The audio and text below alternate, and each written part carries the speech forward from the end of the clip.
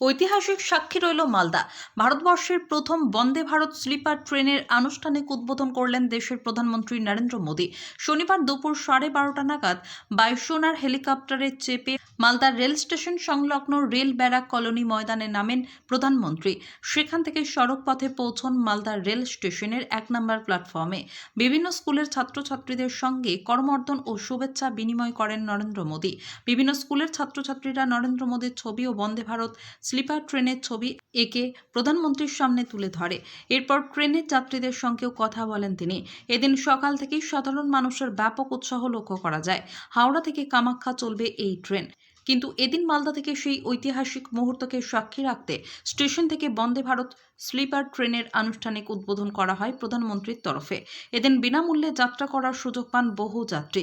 Train উদ্বোধনের পর পুরাতন মালদার বাইপাস এলাকায় প্রকাশ্য জনসভার উদ্দেশ্যে রওনা দেন প্রধানমন্ত্রী।